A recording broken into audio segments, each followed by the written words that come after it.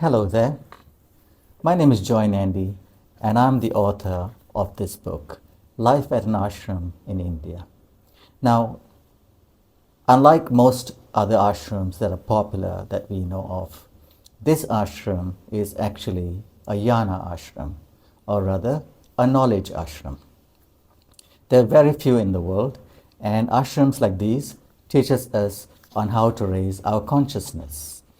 And they teach us ancient Indian philosophical scriptures, namely the Bhagavad Gita and the Upanishads. I lived at this ashram for a few months and was taught by genuine gurus. One of the things that I resonated with me as soon as the classes started was this topic called Shreyas and Preyas, or rather Preyas and Shreyas. It means pleasant and the good. Now, basically, life presents us with a lot of pleasant things, but we need to use our own discernment or discrimination to know whether these things are good for us in the long run. So I'm going to read a chapter, or rather from a passage from my book that explains this, and then I'm further going to talk about it later. This information is very useful for anybody because anything that is pleasant may not necessarily be good for us. And how do we discriminate this? Now that's what I'm going to read about in this book. The title is A Better Life Through Discrimination, Preyas and Shreyas. The works of the great Adi Shankaracharya, the sage who salvaged India from Buddhism by deciphering and spreading the knowledge of the ancient Vedas to the four corners of India, was extensively covered in the program. The works of Shankaracharya can be found in a book titled Viveka Chudamani, which means the crest jewel of discrimination. The teachings in the book suggest that man should use the intellect to discriminate between what is good for him and what is not. It is through this fine discrimination of thought, it says, that man will be able to steer away from the sorrows and disappointments in life. Learning to discriminate on everything in life is the key to a happy and successful life. However, this study includes the study of other parts of the Hindu scriptures, such as the very important lesson on Preyas and Shreyas. Prayer is what is enjoyable or palatable today but may be bad in the future. For an example, we shower our children with sweets and gifts when they are young because we love them. When they are older, because they have gotten used to sweets and gifts, they may suffer diabetes, or as far as gifts are concerned, what happens when the gifts stop coming? They would have developed some attachment and desire to all the things given to them. Attachment and desire are the root causes of all sorrows on earth and in man's heart, as it is stated in the scriptures, and tells us therefore to be desireless and detached. We can see this in a child's behavior who does not get what he wants, and when he has been used to getting things all the time, he usually kicks up a ruckus until he gets his desires.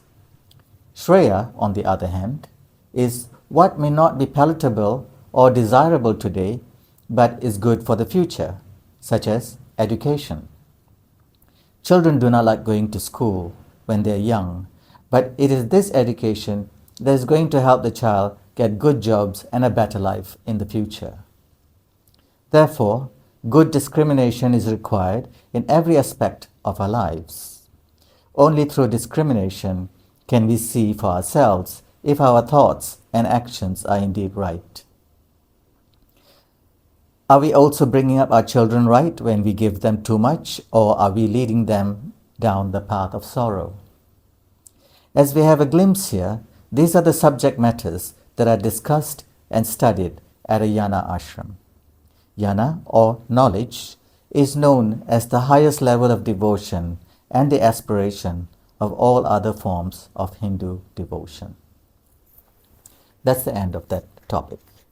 Well, Preyas and Shreyas, the pleasant and the good. So life presents us with a lot of things that appear pleasant, but may not necessarily be good. In this modern age, we'll see a lot of young people liking to drink alcohol, for example, or indulging in endless social media or partying and all of that. All of these things may be pleasurable right now, but are they good for us in the long run? Like drinking too much or smoking and stuff like that. All of this gives us immediate pleasures. But later on, we will have health problems from that. So we need to discriminate and to say no to things that may be pleasurable today, but not good in the future. On the other hand, we have Shreyas, what may not be pleasant today, but could be good in the future, like self-development, like learning, like reading, like getting involved in charity work, like helping other people out. We might not think that these are going to bring us any profit or benefit immediately. And like if you need to take evening classes or attend any kind of classes, getting up early, driving through the traffic, taking the train, the bus, driving your own car, and going to school, college, university, or a night school, they all may seem troublesome, or even the gym for that matter. They may seem like, not very pleasant at the moment. There's a lot of hard work involved. But in the long term, all these are good for us. Any form of knowledge, acquisition, or reading or learning will surely benefit anybody. Similarly, going to the gym will always benefit anyone, whether you're young or old. Therefore, we as human beings, to avoid pain and sorrow in our lives in the long term, we need to discriminate well. Similarly, giving too much to our children because we out of love may spoil them in the long run. When I was living at the ashram, my guru told us a story. And the story goes like this. There was this young boy, and the auntie of this boy, the auntie did not have any of her own children, and she was unmarried. So she doted on this nephew of hers ever since he was a young boy, ever since he was a child rather. She was well-to-do, she had lots of money. So she kept buying him all kinds of gifts and gave him money whenever he wanted. As he grew older, she gave him more money, bought him a car and all of that. And the boy was just turned out to be a party animal. And because money was so easy to get, he didn't work, he didn't get a job, and life was easy. So he used to go out partying with his friends and do all kinds of stuff. One night, he got into trouble with the law. He committed a crime and was thrown into jail by the police. And of course, his loving auntie was, very worried about him and immediately went to the police station to see her nephew. And the boy now was behind the bars in jail, and the auntie was standing a bit of a distance from him. So he gestured to his auntie to come closer, and the auntie obviously came closer. And then he said, "Come even closer, I want to whisper something in your ear."